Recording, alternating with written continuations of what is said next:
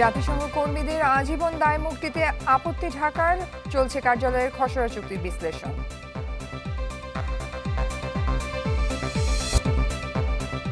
রাষ্ট্রপতির ক্ষমা প্রদর্শন আইনের মাধ্যমে করার প্রস্তাবে একমত বিএনপি জামায়াত, ইতিবাচক সিদ্ধান্তের আশা আলী রিয়াজের।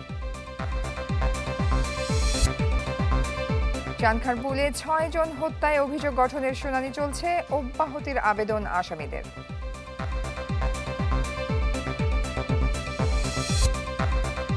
কুমিল্লায় নারীকে নির্যাতন ভিডিও সামাজিক মাধ্যমে ছড়িয়ে দেওয়ার অভিযোগে আটক ৪ জন ৩ দিনের রিমান্ডে।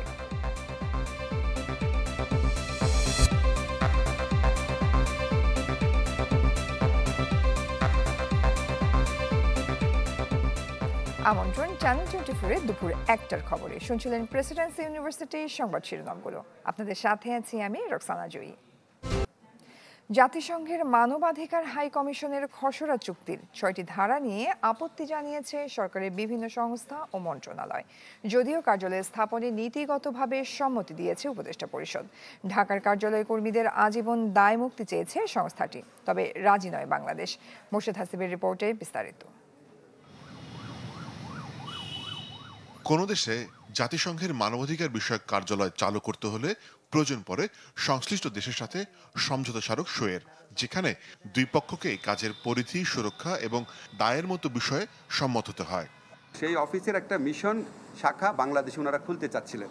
ড্রাফট এমওইউ বা সমঝোতা স্মারক, সেটা আজকে মন্ত্রী পরিষদের সভায় নীতিগতভাবে অনুমোদিত হয়েছে। আইন উপদেষ্টা জানিয়েছেন, সমঝোতা স্মারকের খসড়া সইয়ের জন্য নীতিগত অনুমোদন করেছে অন্তর্বর্তী সরকার। তবে জাতিসংঘ দাবি করেছে, সমঝোতা স্মারকের অনুমোদনের আগে তাদের সঙ্গে যোগাযোগ করা হয়নি, দেওয়া হয়নি কোনো অনুলিপি, আর অনুমোদিত খসড়া পর্যালোচনা ছাড়া স্বাক্ষর করবে না সংস্থাটি। এর আগে গেল ৩ জুন জাতিসংঘ মানবাধিকার কার্যালয় স্থাপন নিয়ে এক আন্তঃমন্ত্রণালয় বৈঠক করে পররাষ্ট্র মন্ত্রণালয়। তৎকালীন ভারপ্রাপ্ত পররাষ্ট্র সচিবের সভাপতিত্বে সংশ্লিষ্ট মন্ত্রণালয় ও সংশ্লিষ্টরা যেখানে অংশ নেয়। বৈঠকে প্রস্তাবিত খসড়ায় থাকা ৬টি ধারা নিয়ে আপত্তি জানায় অংশ নেওয়া কর্মকর্তারা, যেখানে ২টি ধারা একেবারেই বাদ দেওয়ার সিদ্ধান্ত হয়। ধারা ২টি হলো, চরম অবহেলা ও ইচ্ছাকৃত অসদাচরণ ছাড়া জাতিসংঘের মানবাধিকার কার্যালয়ে কর্মরতদের দায়মুক্তি ও কূটনীতিকদের স্বামী বা স্ত্রীর কাজের অনুমতির বিষয়টি। জাতিসংঘ চায় স্থানীয় কর্মকর্তাদেরও দায়মুক্তি দেওয়া হোক, এমনকি চাকরি থেকে অবসর নেওয়ার পরও। এই উপধারাটি নিয়েও আপত্তি আছে বাংলাদেশের। এছাড়াও জাতিসংঘ প্রস্তাবিত আরও কিছু বিষয়ে কিছু ধারা নিয়ে একমত নয় সরকারের বিভিন্ন সংস্থা। এর মধ্যে আছে জাতিসংঘের মানবাধিকার বিষয়ক হাই কমিশনারের কার্যালয়ে কর্মীদের দেশে বাধাহীন আসা যাওয়া, স্বাধীন চলাচল, ভিসা এন্ট্রি অনুমোদন ও সামাজিক সুরক্ষার ধারাগুলো সংশোধনী আনার পক্ষে মত দেন পররাষ্ট্র মন্ত্রণালয়ের বৈঠকে অংশগ্রহণকারীরা। বিশ্বের 16টি দেশে জাতিসংঘ মানবাধিকার হাই কমিশনারের কার্যালয় রয়েছে। এছাড়া 13টি আঞ্চলিক কার্যালয় এবং বাংলাদেশ সহ 43টি দেশে এই কার্যালয় স্থাপনের জন্য অনুমতির অপেক্ষায় আছে। মোর্শেদ হাসিব, চ্যানেল 24, ঢাকা। রাষ্ট্রপতির ক্ষমা প্রদর্শন আইনের মাধ্যমে করার প্রস্তাবে একমত বিএনপি, সায় দিয়েছে জামায়াতও। এজন্য আইন সমৃদ্ধ করতে হবে যাতে অপব্যবহার না হয়। সকালে রাজধানীর ফরেন সার্ভিস একাডেমিতে ঐক্যমত্য কমিশনের সাথে রাজনৈতিক দলগুলোর আলোচনা অনুষ্ঠানে এমনটি জানান বিএনপির স্থায়ী কমিটির সদস্য সালাউদ্দিন আহমেদ। তবে ক্ষতিগ্রস্ত পরিবারে অনুমোদন থাকতে হবে এমন বিধান রাখা উচিত বলে মনে করেন জামায়াতের নায়েবে আমির মোহাম্মদ তাহের। এ সময় জাতীয় ঐক্যমত্য কমিশনের সহসভাপতি আলী রিয়াজ বলেন, আলোচনার মাধ্যমে সিদ্ধান্তে আসলে তা হবে ইতিবাচক। বলেন, যে সুযোগ এসেছে তা হেলায় ফেলে দেয়া যাবে না। এই প্রক্রিয়াকে শুধুমাত্র আনুষ্ঠানিকতা বা কেবলমাত্র কমিশনের সঙ্গে বৈঠক বা কমিশনের উপস্থিতিতে আপনাদের মধ্যে বৈঠকের মধ্যে রাখছেন না, এটা কাজটা এগিয়ে নেওয়ার ক্ষেত্রে বড় রকমের সাহায্য করবে এবং আশা করছি যে সাফল্যের পথে সেটাকে এগিয়ে নিয়ে যাবে।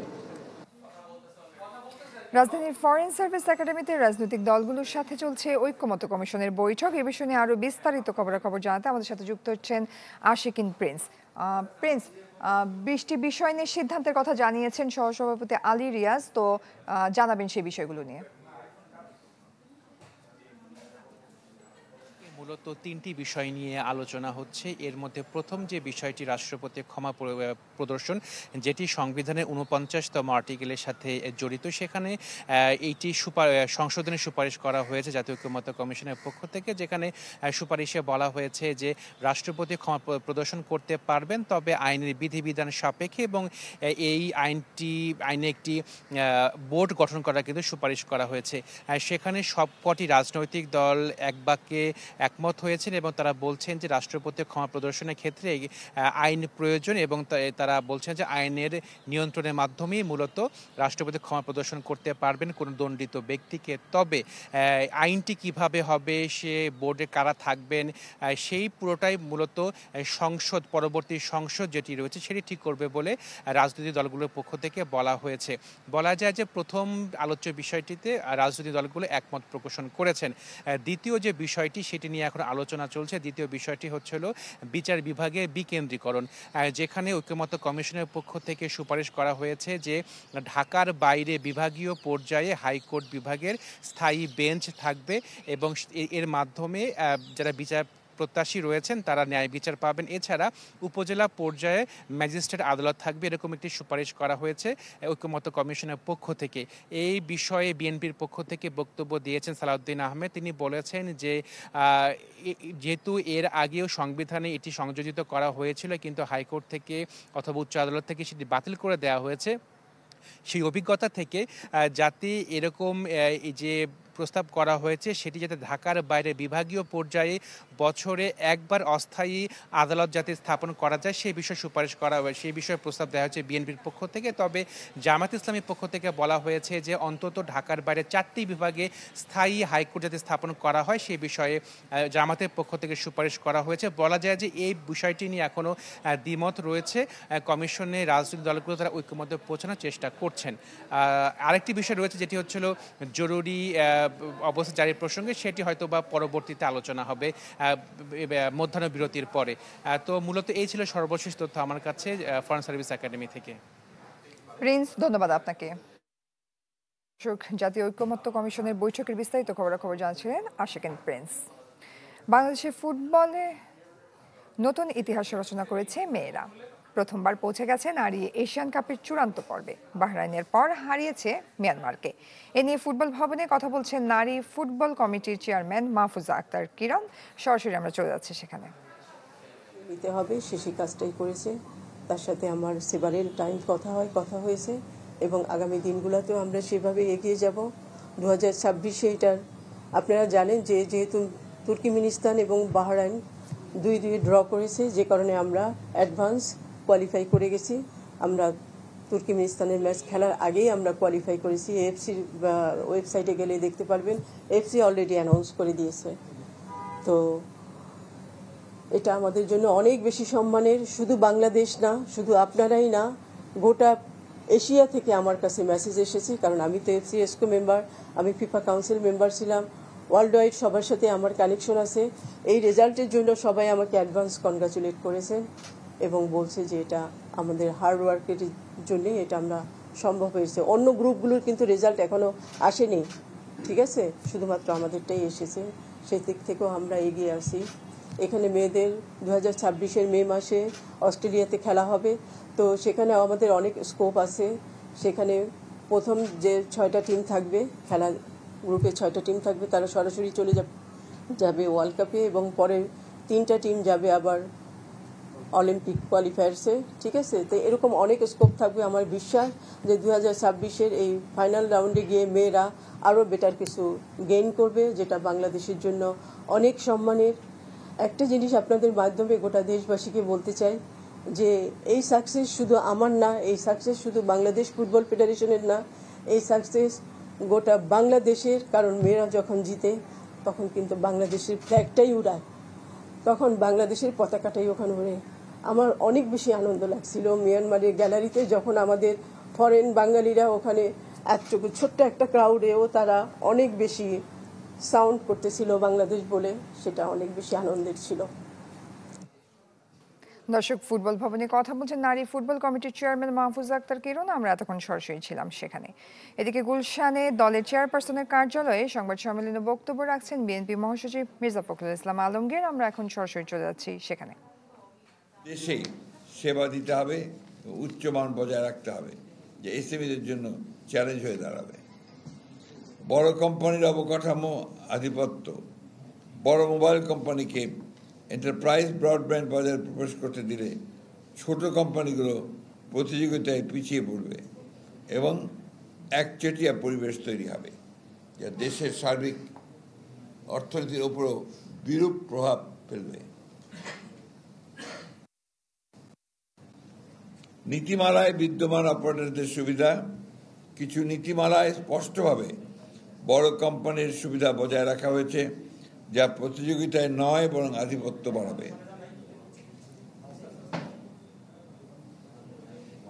তাছাড়া খসড়া নীতিমালায় লাইসেন্স ফি, শর্তাবলী, কার্যকারিতা ইত্যাদি বিষয়ে বিস্তারিত কিছুই প্রকাশ করা হয়নি, যা স্বচ্ছতার অভাব নির্দেশ করে।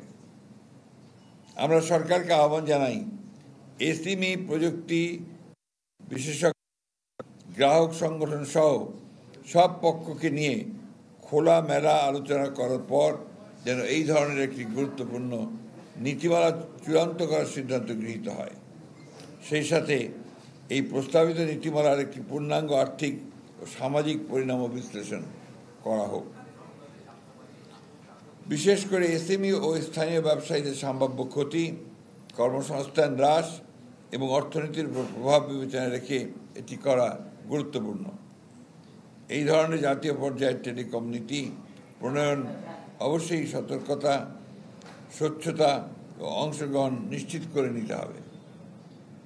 সামনে জাতীয় নির্বাচন থাকায় তাড়াহুড়ো করে সিদ্ধান্ত নেওয়া উচিত হবে না। বিএনপি বিশ্বাস করে সবার জন্য উপকার বয়ে আনে এমন নীতি গ্রহণযোগ্য। ডিজিটাল দলের চেয়ারপারসনের কার্যালয়ে সংবাদ সম্মেলনে বক্তব্য রাখছেন বিএনপি মহাসচিব মির্জা ফখরুল ইসলাম আলমগীর। আমরা এতক্ষণ সরাসরি ছিলাম সেখানে। দর্শক, এবার জুলাই অভ্যুত্থানের খবর।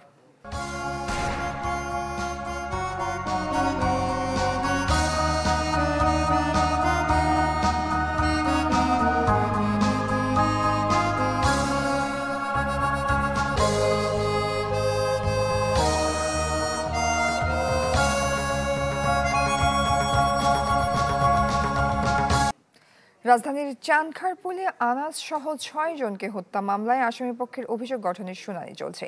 এ সময় অভিযোগ থেকে অব্যাহতির আবেদন করেছেন সব আসামি।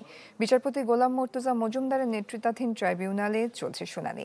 এর আগে কনস্টেবল সুজন সহ 4 জনকে হাজির করা হয় আদালতে। গেল রোববার পলাতক সাবেক ডিএমপি কমিশনার হাবিবুর রহমান সহ 8 জনের বিরুদ্ধে অভিযোগ গঠন করে বিচার শুরুর আবেদন করে প্রসিকিউশন। সেদিন চিফ প্রসিকিউটর তাজুল ইসলাম ট্রাইব্যুনালকে জানান, সাবেক স্বরাষ্ট্রমন্ত্রীর নির্দেশে নিরস্ত্র ছাত্র জনতার উপর গুলি চালানোর নির্দেশ দিয়েছিলেন ডিএমপি কমিশনার, যা বাস্তবায়ন করেন সুদীপ কুমার সহ বাকি আসামিরা। তাদের বিরুদ্ধে অভিযোগ গঠন করাই যুক্তিযুক্ত হবে।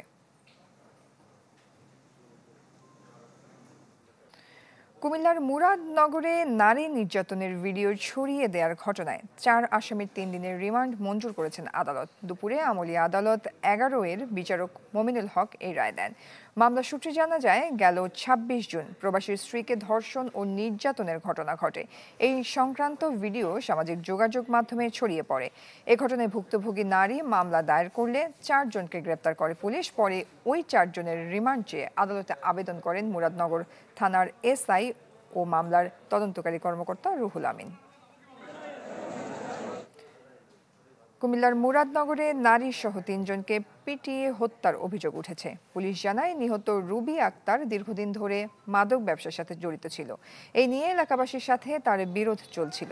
সকালে উপজেলার বাঙ্গারে বাজারে এ নিয়ে কথা কাটাকাটি হলে এক পর্যায়ে স্থানীয়রা তাদের মারধর করে। খবর পেয়ে পুলিশ ঘটনাস্থান পরিদর্শন করেন এবং 3 জনের মরদেহ উদ্ধার করে।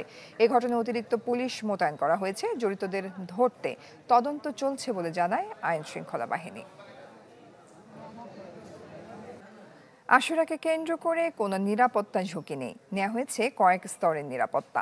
পবিত্র আশুরা উপলক্ষে লালবাগ হোসাইনি দালান ইমামবাড়া পরিদর্শনে এসব বলেন ডিএমপির ভারপ্রাপ্ত পুলিশ কমিশনার মোহাম্মদ সারওয়ার।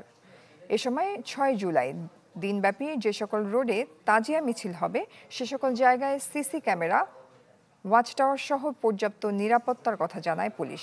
জনভোগান্তি এড়াতে ওই সকল রাস্তা পরিহার করার পাশাপাশি তাজিয়া মিছিলে উচ্চ আওয়াজ না করা এবং সন্ধ্যার আগেই শেষ করার নির্দেশ দেওয়া হয়।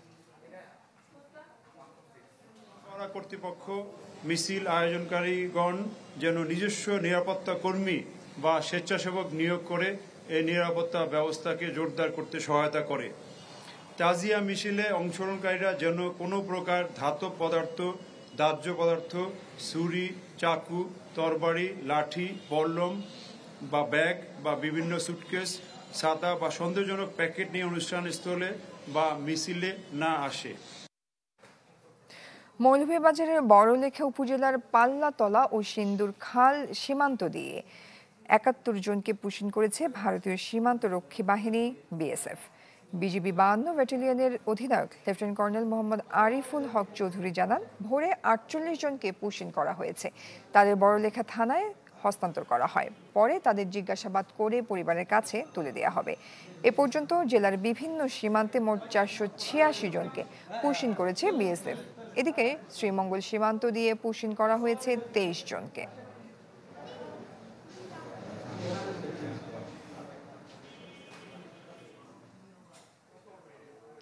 বান্দরবানের রুমায় দুর্গম পাহাড়ে সেনাবাহিনীর অভিযানে কুকি চীন ন্যাশনাল আর্মি কেএনএম কমান্ডার সহ ২ সদস্য নিহত হয়েছেন। এ সময় ৩টি এসএমজি ও একটি রাইফেল সহ অস্ত্র ও গোলাবারুদ উদ্ধার করা হয়। সকালে আইএসপিআর এক সংবাদ বিজ্ঞপ্তিতে এসব জানায়। সেখানে আরও বলা হয়, অভিযান চলমান রয়েছে। ২০২০ সাল থেকে পার্বত্য জেলার বম জনগোষ্ঠীর কিছু বিপদগামী যুবক কুকি চীন ন্যাশনাল ফ্রন্ট নামে একটি সশস্ত্র সংগঠন গড়ে তোলে। তাদের নির্মূলে ২০২২ সালে বান্দরবানে যৌথ বাহিনীর অভিযান শুরু হয়।